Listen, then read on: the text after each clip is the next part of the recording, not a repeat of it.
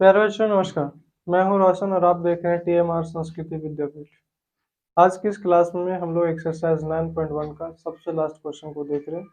इसके पहले सारे के क्वेश्चन मतलब सारे के सारे क्वेश्चन इसी चैनल पर अवेलेबल है। जाइए और देखिए, सीखने का प्रयास करें। धन्यवाद। इतना जल्दी ध्यान ना होगा, पहले सीख लीजिए। मीनार के आधार से और एक सरल रेखा 4 मीटर और 9 मीटर की दूरी पर स्थित है। दो बिंदुओं से मीनार के शिखर के उन्नयन कोण पूरक कोण है, तो सिद्ध कीजिए कि मीनार का ऊंचाई 6 मीटर है। बड़ा दुर्लभ क्वेश्चन दिया ना। इसके पहले सारे के सारे क्वेश्चन जब भी दिया जाता था तो मीनार की ऊंचाई ज्ञात करिए। अब उल्टा है, 6 मीटर दे दिया है, निकालिए कि कैसे 6 मीटर है, सिद्ध करना।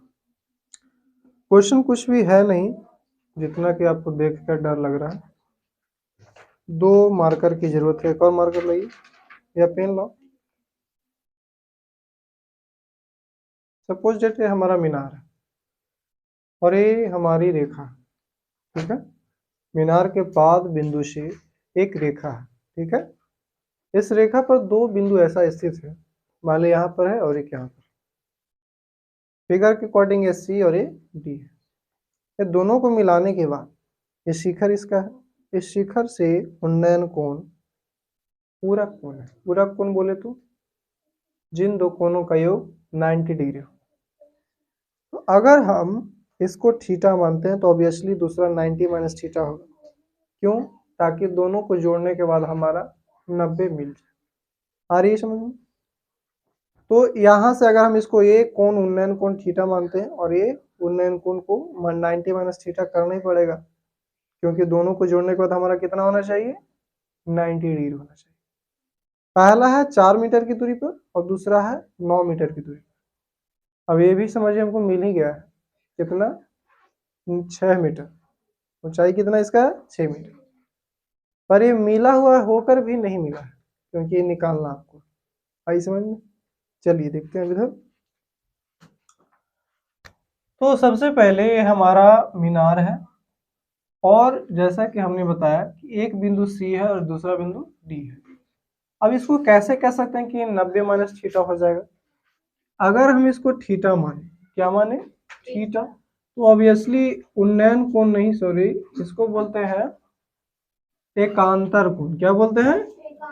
एक ही ओर के एकांतर कोण समान होते हैं। तो जब ये थीटा है तो ऑब्वियसली ये थीटा हो जाएगा, है ना। इसके अकॉर्डिंग क्या है? थीटा। तो ये जब थीटा तो इधर वाला क्या हो जाएगा? 90 माइनस थीटा। और जब ये 90 माइनस थीटा है तो इधर वाला 90 माइनस थीटा होगा। तो देखिए दोनों को जोड़ने के बाद पक्का थीटा हो जाएगा, 90 बच जाएगा आसानी से, क्योंकि थीटा का थीटा खत्म हो जाएगा। तब 90 बच रहा है ना, इसलिए पूरा कोण है कि नहीं है। इसी के अकॉर्डिंग हमें ये आगे बनाना है। समझ में आ रही है सबको? तो एक कोण को, एक उन्नयन कोण को हमने थीटा माना, दूसरा क्या हो गया? 90 माइनस थीटा। एक 4 मीटर की दूरी पर, दूसरा 9 मीटर की दूरी पर। तो हमें एज फाइंड करना है, ए बी का मान, यानी मीनार की ऊंचाई समझिए निकालना ही है, बस बाद में प्रूव करना, मतलब दिखाना कि प्रूव हो गया, 6 मीटर आया, क्योंकि पहले ही दे दिया कि ये 6 मीटर। तो देखते हैं। माना कि मीनार की ऊंचाई ए बी का मान 8 मीटर। आ रही है समझ में? सरल रेखा बीडी, ये हमारी सरल रेखा है। बीडी पर 2 बिंदु सी और डी स्थित है। कहाँ से होगा? तो मीनार के पाद बिंदु से। लिख दे सकते हैं कि जो कि मीनार के पाद बिंदु बी से है, ठीक है। मीनार के शिखर से बिंदु डी का उन्नयन कोण, मीनार के शिखर से बिंदु डी का उन्नयन कोण 90 माइनस थीटा हो जाएगा, ए बी बी। उसी प्रकार मीनार के शिखर से बिंदु सी का उन्नयन कोण ए सी बी का मान थीटा हो। आ रही समझ में? अब दिया हुआ क्या था? दोनों की दूरियां बता दी गई। दोनों की दूरी क्या है? बता दी गई। साथ ही साथ ये हमें फाइंड करना है, एच बराबर 6 मीटर होगा कैसे, ये निकालना है। तो ये दिया हुआ समझे है, लेकिन दिया हुआ फिर भी नहीं, क्योंकि हमें सिद्ध करके दिखाना, इसीलिए इसको हम नहीं लिख सकते। आ रही है समझ में? तो BC बराबर 4 मीटर।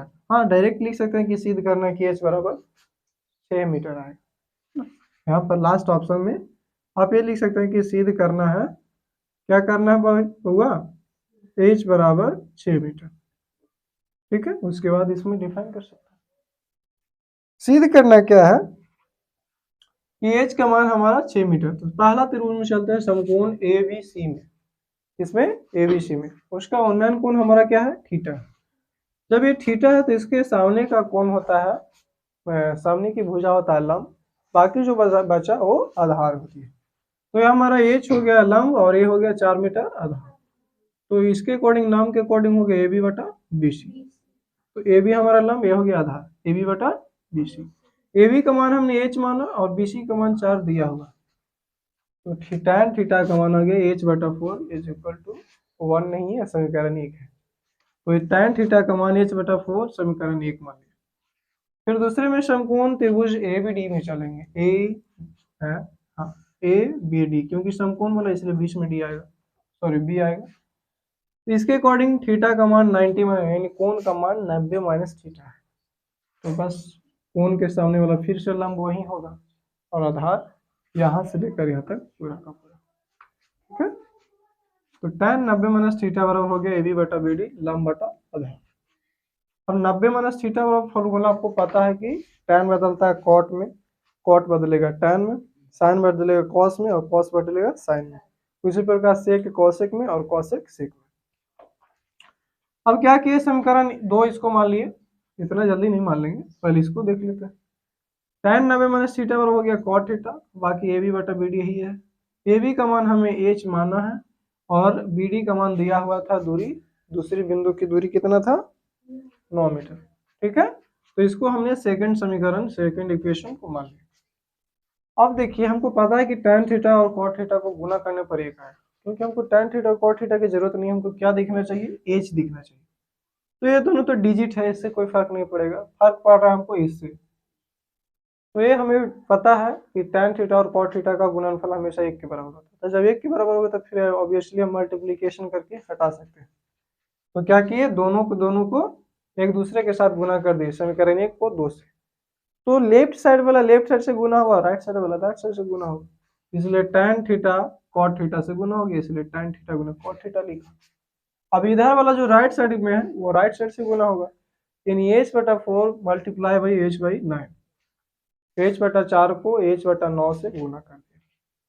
अब करना है क्या, इसका फॉर्मूला हमें पता है, बेसिकली आप साइड में लिख सकते हैं, मेरे पास जगह नहीं था इसलिए मैंने नहीं लिखा। tan थीटा गुना cot थीटा किया, अब tan थीटा गुना cot थीटा का मान 1 होता है, सबको पता है। H गुना H किए तो H स्क्वायर ऑब्वियसली होगा। उसके बाद 4 गुना 9 यानी 9 चौके 36, है ना, कितना हो गया। अब ये नीचे गुना करेगा, क्रॉस मल्टीप्लीकेशन, 36 को 1 से और H स्क्वायर को फिर से 1 से, तो H स्क्वायर बराबर हो गया 36। ठीक है, समझ में आ रही है। अब यहाँ स्क्वायर है तो रूट चढ़ेगा, तो H बराबर अंडर रूट 36 यानी कि 36, और 36 का वर्ग हमेशा 6 ही आएगा। तो हमारा H का जब मान निकला वही हमारा मीनार की ऊंचाई निकला ये भी। ठीक है, और जो AB का मान है वही मीनार की ऊंचाई। ठीक है,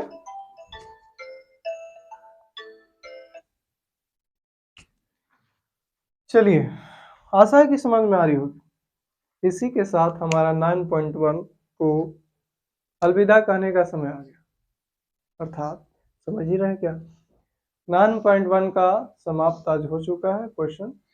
इसके बाद जो भी सिलेबस चालू होगा आपको बता दिया जाएगा।